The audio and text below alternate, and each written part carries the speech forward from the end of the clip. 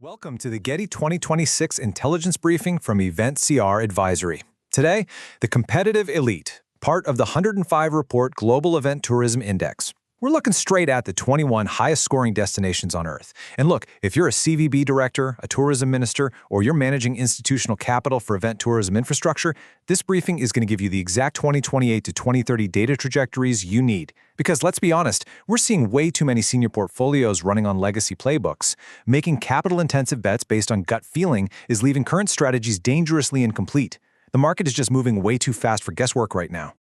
All right, our briefing agenda cuts straight to the core mechanics of A-tier dominance. We're covering 1, the quality concentrator, 2, investment accelerated growth, 3, the infrastructure powerhouse, 4, the 2030 structural shift, and finally Section 5, strategic directive and advisory. There's a lot of dense data to unpack, so let's jump right in. We're starting with what is honestly the single most provocative finding in the entire elite cohort dataset. 63.0. Yeah, just think about that number for a second. We're looking at the absolute titans of global infrastructure, A-tier destinations commanding billions in investment, and yet they average a dismal 63.0 on sustainability. It's jarring. It absolutely is. And this isn't some minor gap we can brush off. This is a severe structural vulnerability. As we project toward those 2030 ESG mandates and strict venue certifications, this exposes an undeniable weakness. The market is going to penalize this aggressively. If you can't hit those sustainability thresholds, your A-tier status is fundamentally at risk. Okay, let's get into Section 1, the quality concentrator. To understand how A-tier status is actually maintained, we've identified distinct strategic archetypes. And this first one completely dismantles that old policy orthodoxy that says, more events automatically equals a more competitive destination. Right, and the Netherlands is the perfect case study for this. So the United States leverages massive demographic and geographic scale to host 6,083 events, basically using sheer volume to lock down its A-tier positioning. But the Netherlands, they take the exact opposite path. By meticulously curating just 423 events, the Netherlands achieves the highest average event competitiveness score in the entire A-tier. They hit an incredible 70.72. And how exactly do they do that? Precision. They're laser-targeted with venue selection, they integrate transit flawlessly, and they just obsess over premium attendee experiences. They are concentrating capital and infrastructure around a smaller, ultra-premium portfolio to maximize yield, rather than just pumping up the volume. So what does this mean for a CVB portfolio manager looking at their 2028 strategy? Well, it means that if your destination lacks massive demographic scale, say your population is under 25 million, chasing volume is just a massive misallocation of resources. If you try to inflate volume to protect your overall event tourism competitiveness, you're risking severe infrastructure strain and a totally diluted brand quality. Your 2018 strategy has to focus on concentrating capital into high-yield events. Quality concentration is your most efficient and, realistically, your only pathway to the top. Moving right along to Section 2, Investment Accelerated Growth. This archetype is actually fascinating. It maps the rapid, capital-intensive pathway to A-tier status. We see this utilized heavily by emerging markets and sovereign wealth funds who want to force market share acquisition rather than waiting around for organic growth. Saudi Arabia perfectly illustrates these structural forces. Through massive targeted sovereign capital deployment, they've rapidly built an elite tourism and hospitality infrastructure, scoring 84.9. Their sponsorship ecosystems are equally formidable at 80.9. But this acceleration reveals a massive vulnerability in their sustainability index, sitting at just 35.8. That is literally the lowest in the A-tier cohort. And it makes sense, right? Aggressive capital deployment focuses heavily on physical builds and acquiring IP, which usually leaves the complex systemic ESG considerations trailing way behind. Still, despite that sustainability gap, the strategy to acquire premium event properties is undeniably effective. Just look at Riyadh season. Exactly. Bypassing decades of organic growth and instantly hitting a 94.1 event competitiveness score that requires a staggering level of state-architected execution. Riyadh season is a mega event that instantly established a globally competitive hosting record. By architecting this level of premium inventory, Saudi Arabia successfully forced their way into the elite conversation. However, when we project this aggressive trajectory forward, the timeline is totally unforgiving. 2026 is defined by continued capital deployment.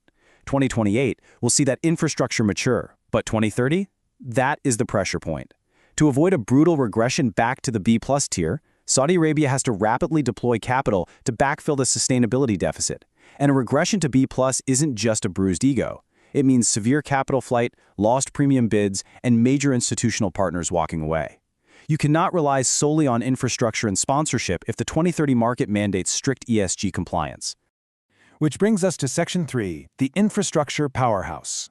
This is the most defensible, yet highly cost-intensive archetype within the A tier. It relies on a mature, unshakable foundation that aspiring nations find nearly impossible to replicate quickly. Germany is the ultimate example here. Let's break down Germany's maintenance equation compared against the B+ tier averages. An accessibility score of 95.5 isn't just a competitive advantage, it is a structural fortress. Coupled with a tourism and hospitality infrastructure score of 91.8, the gap is absolutely staggering. And their trade fair ecosystem, the legendary MES network, acts as an impenetrable barrier against rising B+ challengers. Think about the historical capital accumulation required to build the MES network over decades. You can't just build this level of interconnected, high-capacity infrastructure overnight, no matter how much sovereign wealth you throw at it. So for a sovereign fund or an institutional investor, why swallow that massive annual capital expenditure for maintenance? Because of the lowest regression probability. Yes, the annual maintenance capex is massive, but projecting toward 2030, this high-cost infrastructure renewal cycle is incredibly predictable. This is the most stable investment thesis for sovereign funds targeting event tourism assets. It's defensive, blue-chip event architecture that practically guarantees your A-tier positioning. All right, let's transition to Section 4, the 2030 structural shift. We need to unite these three distinct case studies, the quality concentrator, the investment accelerated entrant, and the infrastructure powerhouse, into a single macroeconomic outlook. Because the metrics that define dominance in 2024, they won't protect you in the coming decade. Like the report says, the Event CR GET data makes one thing clear.